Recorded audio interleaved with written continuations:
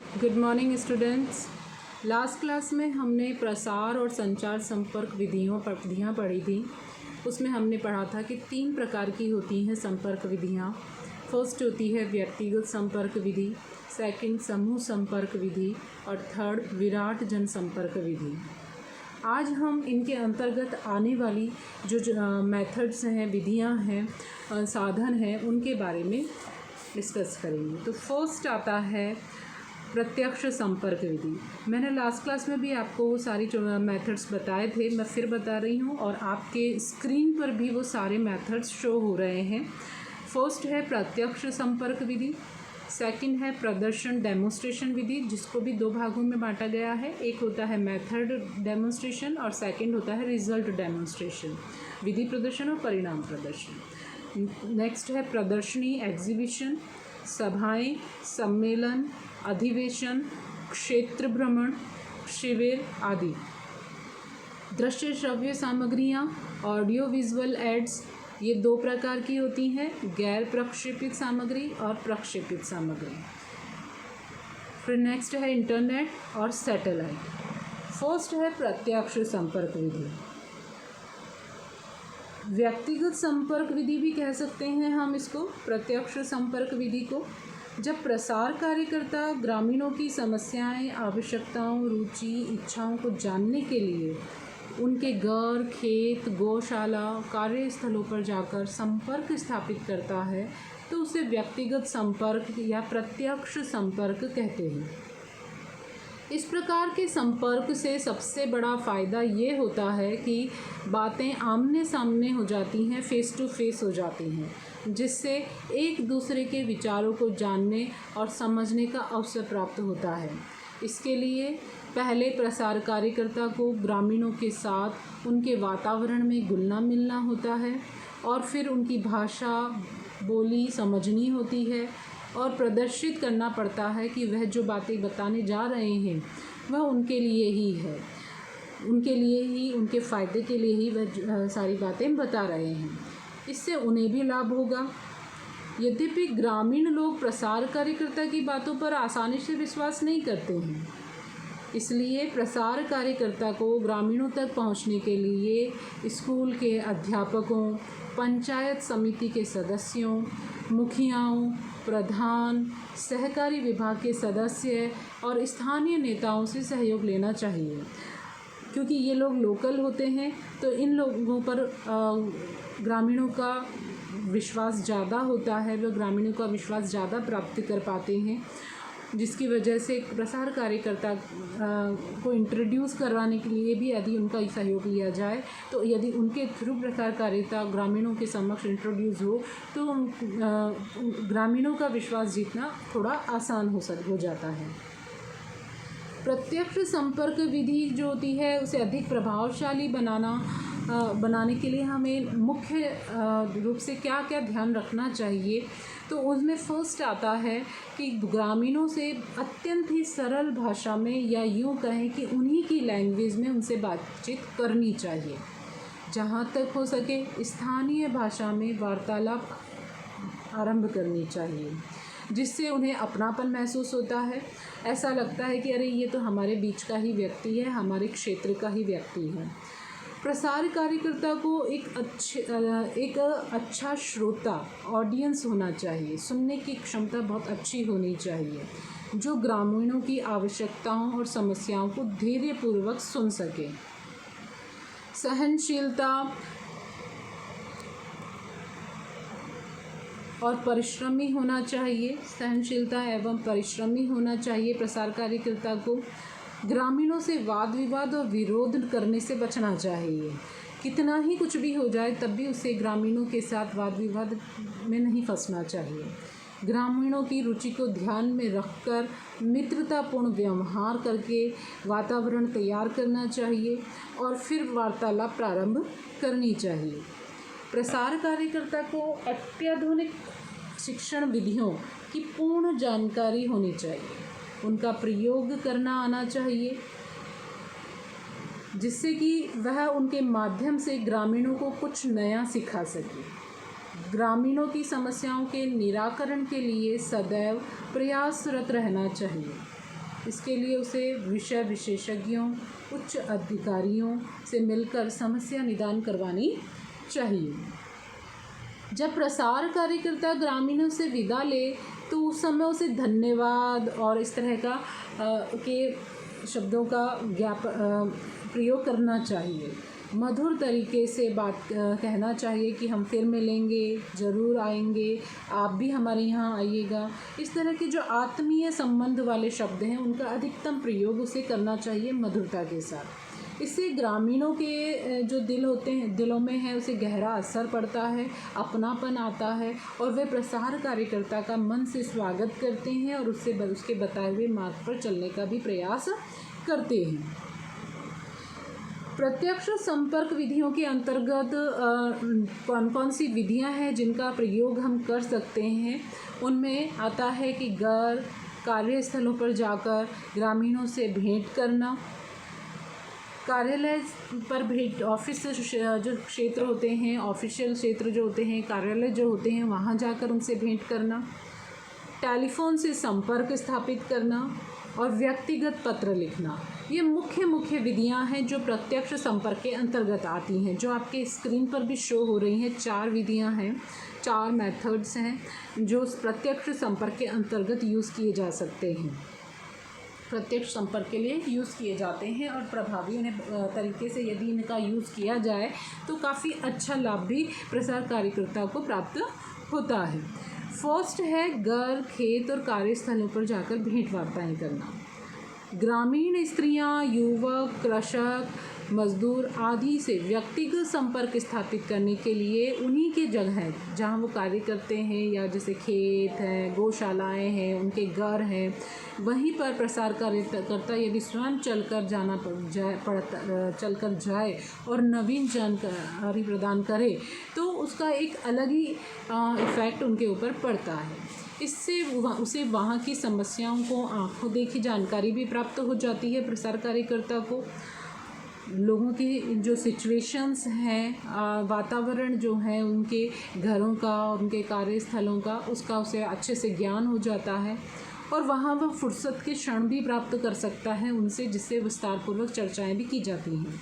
वहाँ की मिट्टी की प्रकृति, सिंचाई सुविधा, जलवायु, लोगों की माली हालत, पशुओं की दशा, चारे की व्यवस्था, फसलों की जानकारी, स्त्रियों और बच्चों की स्थिति, शिक्षा, विद्यालय, हॉस्पिटल्स, नहरें आदि का भी पता चल जाता है आंखों देखा उसे।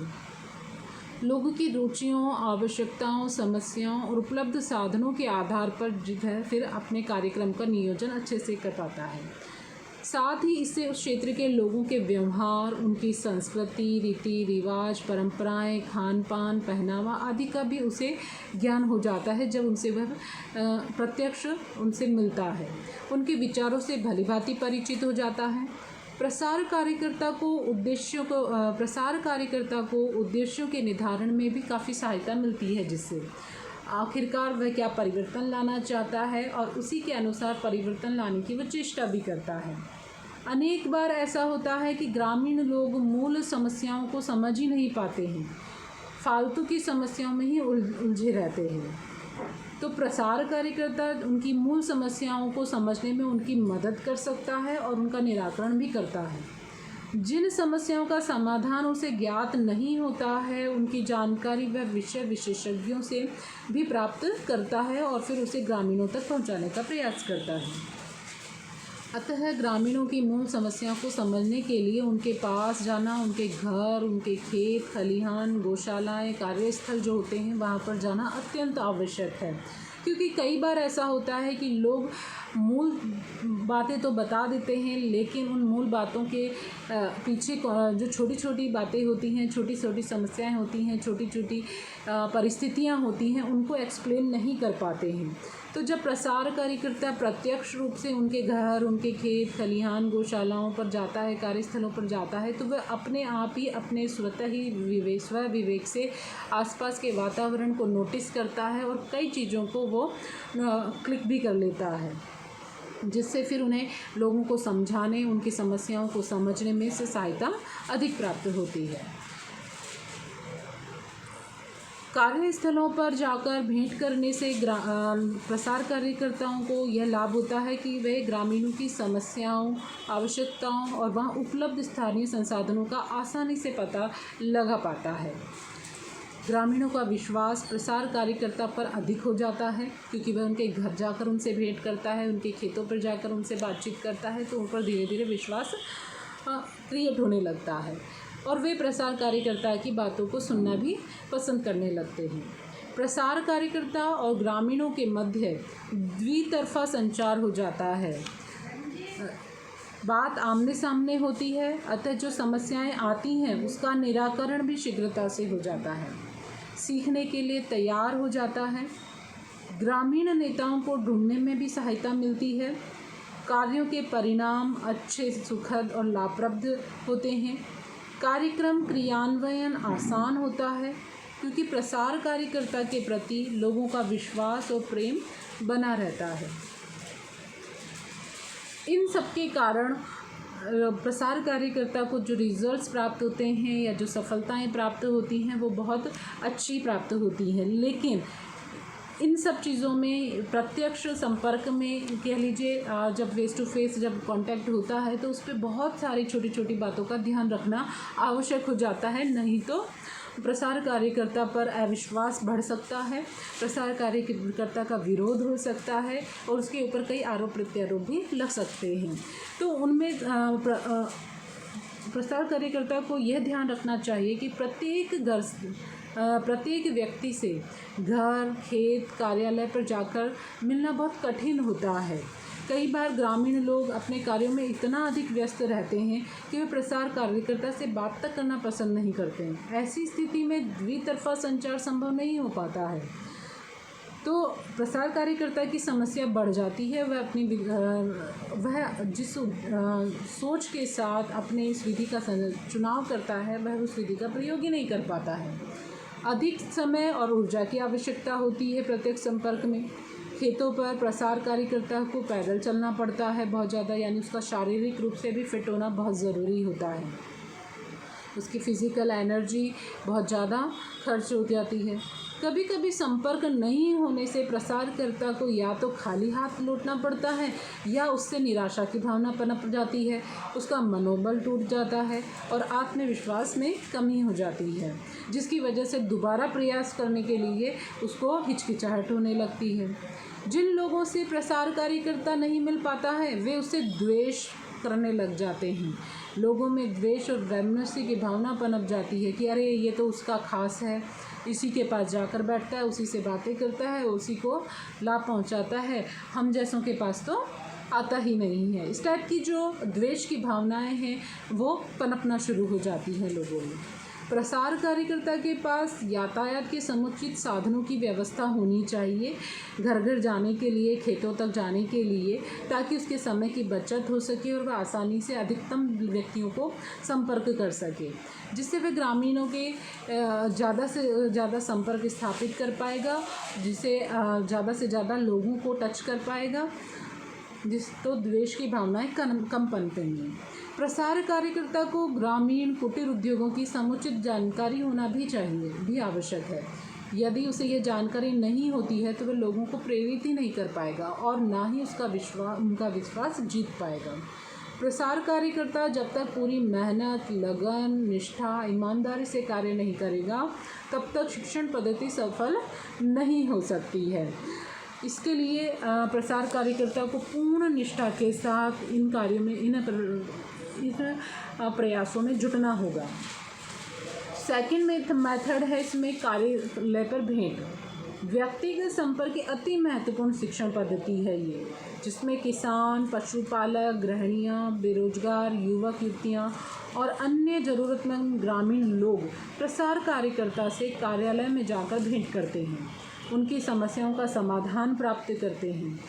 इसलिए प्रसार कार्यकर्ता को निर्धारित समय में अपने कार्यालय में उपस्थित होना चाहिए ताकि लोग उनसे मिल सकें और समस्याओं का समाधान पा सकें। व्यक्तिगत फर्स्ट जो पद्धति पढ़ी हमने उसमें प्रसार कार्यकर्ता लोगों के कार्यस्थल पर जाता है, लेकिन ये जो सेकंड कार्यालय में भेंट है इसमें लोग प्रसार कार्यकर्ता से मिलने के लिए उसके कार्यालय में आते हैं। दोनों में सिर्फ इतना अंतर है।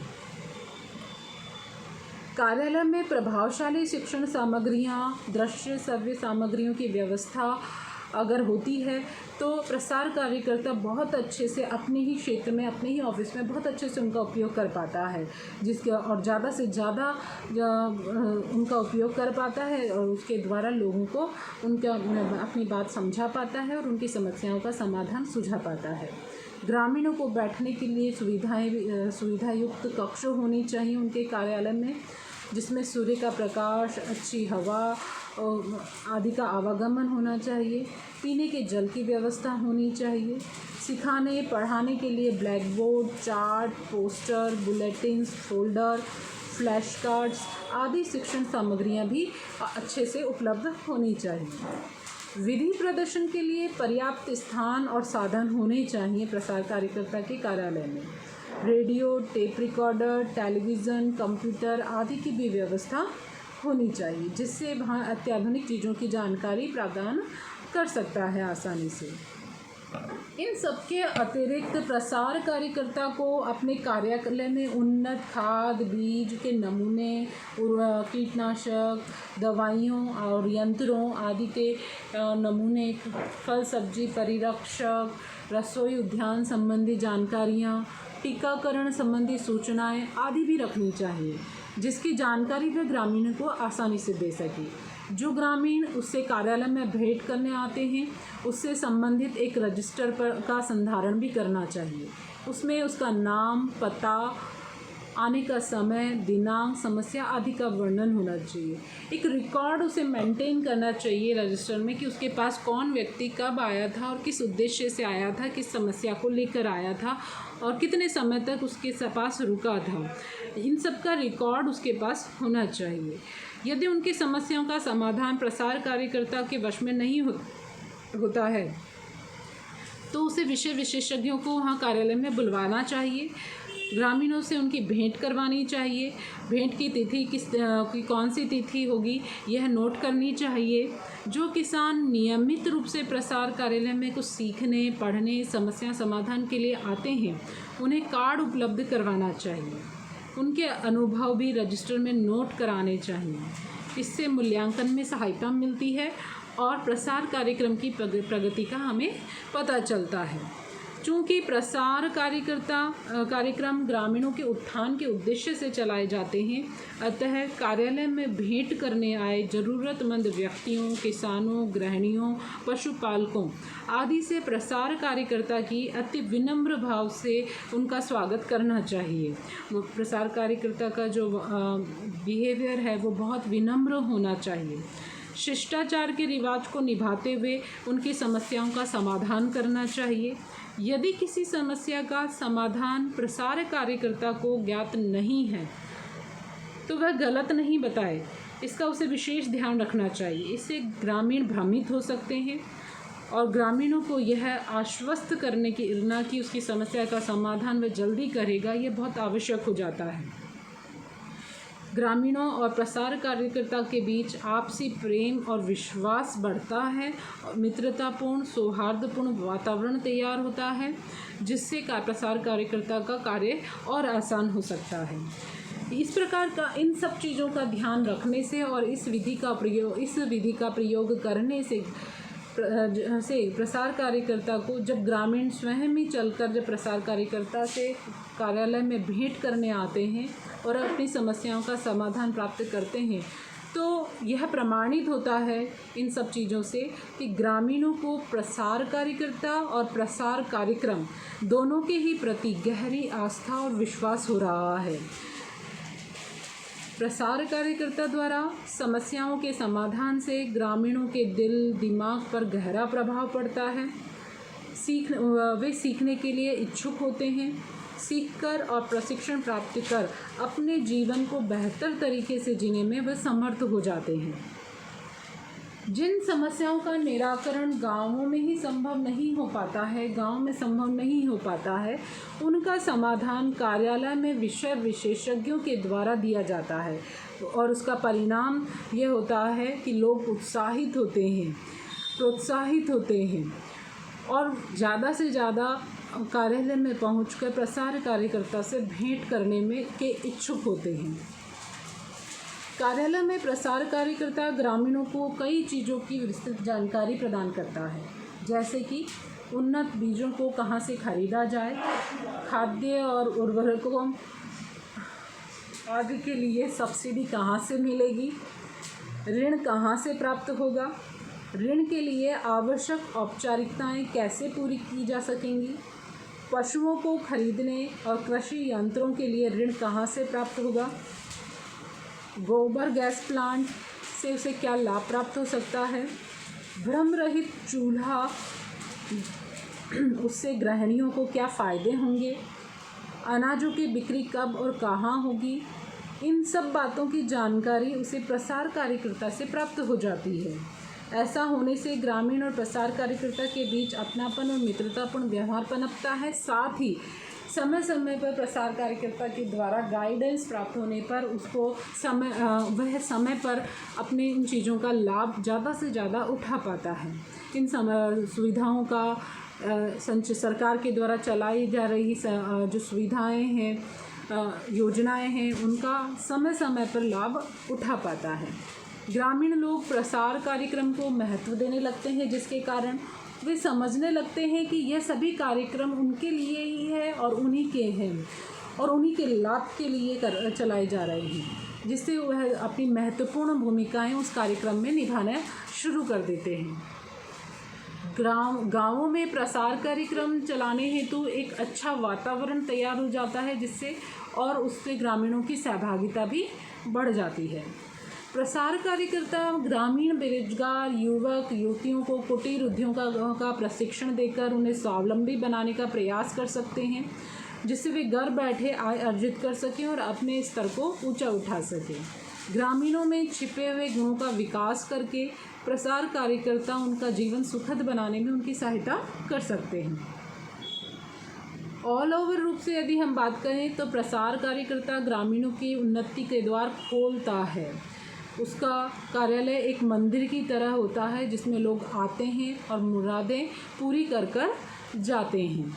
तो कई बार ऐसा होता है कि लोग जब प्रसार कार्यकर्ता के प्रयास अत्यधिक सफल होने लगते हैं, ग्रामीणों में उसका प्रति विश्वास बढ़ने लगता है, तो ग्रामीण प्रसार कार्यकर्ता को अपना भगवान तक मानना शुरू कर देते हैं और उसकी हर बात को बिल्कुल पत्थर की लकीर की तरह फॉलो करना शुरू कर देते हैं, जिसके कारण प्रसार कार्यक्रमों की सफलता अत्यधिक बढ़ जाती है। लेकिन इन सब में प्रसार कार्यकर्ता की कुछ बातों का ध्यान रखना अत्यंत आवश्यक होता है, तभी ऐसा संभव हो पाता है। प्रसार कार्यकर्ता जब निर्धारित समय में कार्यालय में ज़रूरतमंद ग्रामीणों से किन्हीं कारणवश यदि नहीं मिल पाता है, तो उन ग्रामीणों के मन में क्षोभ, रोष, विवाद, गुस्सा ऐसी स्थितियां उत्पन्न हो जाती हैं, निराश हो जाते हैं। और यदि इस प्रकार की परिस्थितियों की पुनरावृत्ति 2-4 बार बार होती है कि प्रसार कार्यकर्ता उनकी बात नहीं सुनता है या सुन नहीं पाता है या उन्हें समय पूरा नहीं दे पाता है, तो वे धीरे धीरे प्रसार कार्यकर्ता से कटने लगते हैं, उनके कार्यालय पर आना बंद करना प्रारंभ कर देते हैं। कार्यालय ऐसी स्थान पर होना चाहिए जहां पर पहुंचने में, आने जाने में ग्रामीणों को समय और ऊर्जा का व्यय ज़्यादा ना हो और धन भी ज़्यादा खर्च ना हो। इजीली वो कार्यालय तक आ जा सकें उनके और अपना भेंट वार्ताएँ कर सकें। कार्यालय ज्ञान का मंदिर होता है। अभी हमने थोड़ी देर पहले कहा था कि वह उस कार्यालय को ज्ञान का मंदिर समझने लगते हैं। तो कार्यालय जो होता है वो ज्ञान का मंदिर होता है। वहाँ शिक्षा प्रदान की जाती है, जिसमें सभी प्रकार की शिक्षण सामग्रियाँ उपलब्ध होनी चाहिए। उत्तम से उत्तम शिक्षण सामग्रियों का वहाँ प्रचुरता होनी चाहिए। अत्याधुनिक शिक्षण सामग्रियाँ वहाँ उपलब्ध यदि नहीं होती हैं तो प्रसार कार्यकर्ता नवीन चीज़ों की जानकारी भी उपलब्ध नहीं करवा पाता है। परिणामतः प्रसार कार्यक्रम में वांछित सफलताएं प्राप्त नहीं हो पाती हैं। प्रसार कार्यकर्ता को ग्रामीण समस्याओं के समाधान की पूरी जानकारी नहीं रहती और उन्हें गलत जानकारी देता है, जिसके कारण लोगों में उसका विश्वास कम हो जाता है और वह उसका कार्यालय भेंट वार्ता जो होती है वो असफल हो जाती है। लोग उसे झूठा अज्ञानी समझने लगते हैं, कार्यालय में आना भी बंद कर देते हैं। यदि निर्धारित समय पर विषय विशेषज्ञ कार्यालय में उपस्थित नहीं हो पाते हैं और ग्रामीणों की समस्याओं का समाधान नहीं कर पाते हैं तो ग्रामीण लोग निराश उदास हो जाते हैं और उत्साह और आत्मविश्वास भी डगमगाने लगता है। प्रसार कार्यकर्ता के प्रति विश्वास में ख़त्म हो जाता है, जिससे ऐसी स्थितियां उत्पन्न ना हो, इसके लिए प्रसार कार्यकर्ता को अत्यंत ही प्रयासरत और सजग रहने की आवश्यकता होती है। उन्नत बीज, खाद, उर्वरक, कीटनाशक दवाइयाँ, चूहा मार दवाइयाँ आदि कार्यालय में हर समय उपलब्ध होनी चाहिए, जिससे कि प्रसार कार्यकर्ता ग्रामीण किसानों को वो आसानी से दिखा सकें और उपलब्ध करवा सके। हो सके तो ये सब उसे निःशुल्क या कम कीमत पर ग्रामीणों को उपलब्ध भी करवानी चाहिए। यदि वह ऐसा कर पाने में असमर्थ होता है तो लोगों का भरोसा उस पर से उठ जाता है, खत्म हो जाता है। प्रसार कार्यकर्ता को कार्यालय की पूरी लगन, निष्ठा, ईमानदारी और पूर्ण मनोयोग से संचालन करना चाहिए और ग्रामीणों की सेवा करनी चाहिए। ग्रामीणों की समस्याओं का समाधान करना चाहिए और प्रसार कार्यकर्ता का उद्देश्य सफल हो सके तभी तो सफल हो पाएगा, अन्यथा एक कोरे कागज़ में ही सिमटकर उसके सारे कार्य रह जाएंगे।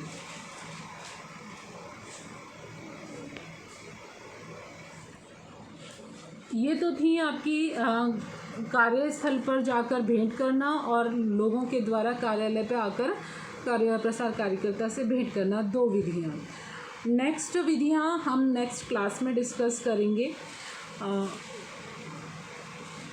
जो कि आपके स्क्रीन पे दिखाई दे रही हैं, जिनमें 4 विधियाँ थी प्रत्यक्ष संपर्क की, जिनमें से मैंने 2 आपको आज हमने डिस्कस करी हैं और नेक्स्ट 2 जो विधियाँ हैं उसे हम नेक्स्ट क्लास में डिस्कस करेंगे।